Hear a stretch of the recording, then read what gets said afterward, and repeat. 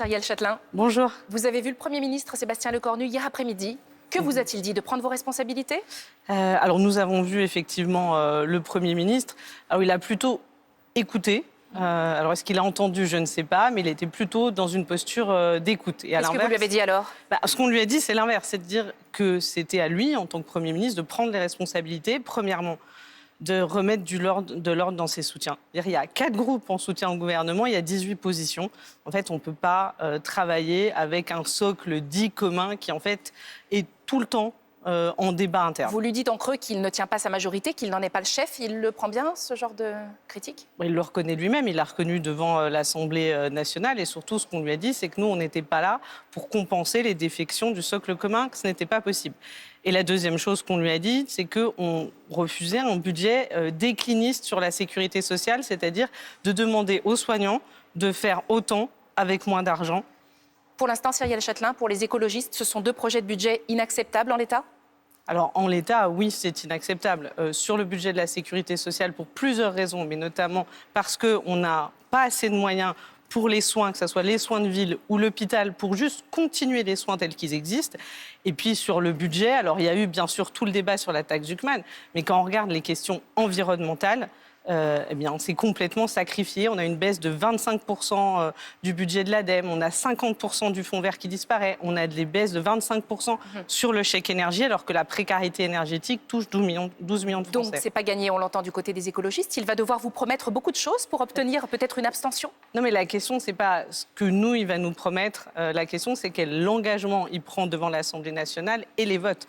En fait, il en a pris pas mal déjà. Oui, mais en fait, la question, c'est comment ça se traduit dans les votes. C'est-à-dire qu'on a 2 choses. Un, il faut qu'à un moment, par exemple, les compromis soient acceptés dans l'hémicycle. On a eu une toute petite avancée qui est une augmentation de la CSG pour le patrimoine, pour avoir des recettes pour financer l'augmentation des moyens vers l'hôpital. Et ça, on voit bien que Horizon ou les LR n'en veulent pas. À un moment, il faut réussir à stabiliser les choses. Et la deuxième chose, il faut des engagements pour ne pas détricoter par décret ce qui serait passé par l'Assemblée nationale. Cyrielle Châtelain, vous avez conscience que le groupe écologiste est devenu d'une certaine manière une pièce maîtresse dans l'équation budgétaire en cours. Comment vous comptez honorer cette position d'une certaine manière? Eh bien, oui, déjà, on en a complètement conscience. On va honorer cette position charnière de 2 manières. La première, c'est de rester focalisé sur les textes, leur contenu et leurs conséquences extrêmement concrètes pour les Français. Et la deuxième chose, c'est quand même de rester clair sur nos principes, sur nos valeurs. S'il y a un sacrifice de l'écologie, bien évidemment, que ça sera compliqué et ça sera impossible pour les écologistes d'accepter quelque chose. Vous dites que vous avez été, d'une certaine manière, vous les écologistes, un peu laissés pour compte dans le processus des négociations, que vous êtes pourtant allés à tous les rendez-vous avec tous les ministres, avec le premier d'entre eux. Qu'est-ce que ça révèle finalement maintenant que Sébastien Lecornu a besoin de vous? Il y a eu un problème de méthode, vous avez été pas assez traité? Alors, moi, ma question n'est pas d'être traité. Je ne pense pas qu'il y ait un problème de méthode. Je pense qu'il y a un choix politique. Quand il fait choix de s'allier avec les Républicains et avec ceux qui ont amené 43 reculs environnementaux sur la protection des espaces naturels, par exemple, eh bien, ce n'est pas étonnant qu'il sacrifie l'écologie. Il va falloir changer de position politique sur les questions environnementales.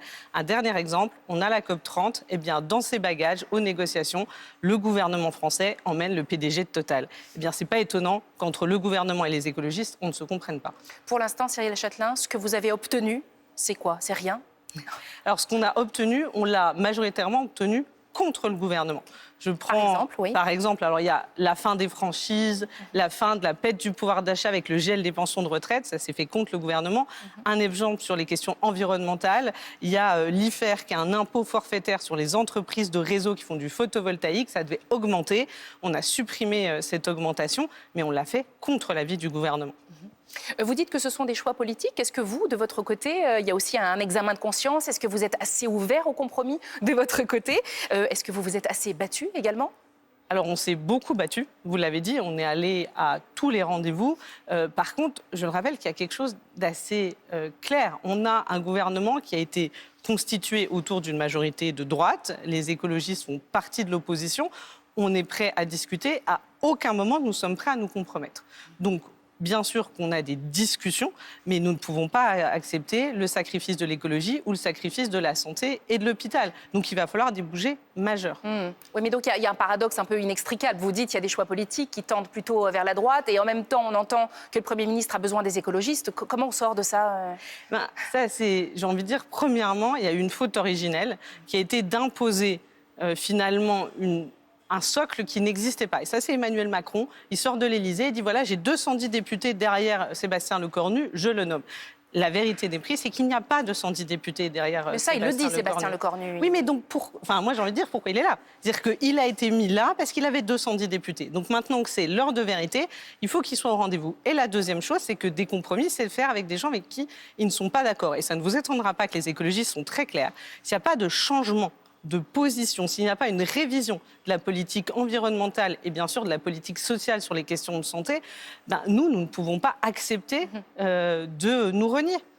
Donc s'il ne vous rappelle pas pour des mesures concrètes, le 9 décembre, c'est non, le premier vote solennel, le vote solennel du PLFSS. Si les conséquences de ce PLFSS, c'est un gel, même partiel, des pensions de retraite, et c'est vraiment des soignants qui, dans les hôpitaux, où, je le rappelle, il y a des gens aujourd'hui qui meurent aux urgences, ils doivent avoir géré encore moins de moyens, ce n'est pas possible. L'hôpital est à l'os. Donc il y a une vérité sur le contenu du texte. Et ce qui motive les écologistes et le groupe écologiste et social, c'est le contenu du texte et ses conséquences. Cyrielle Châtelain, je voudrais qu'on change de sujet et qu'on parle de l'encadrement des loyers dans les zones tendues. Il y a plusieurs propositions de loi en cours, dont une niche socialiste pour pérenniser ce dispositif qui sinon prendrait fin en 2026. C'est un dispositif qui a fait ses preuves ? Alors c'est un dispositif effectivement qui avait été proposé par Cécile Duflot, ministre du Logement. Le député Etchaniz le repropose dans la niche socialiste.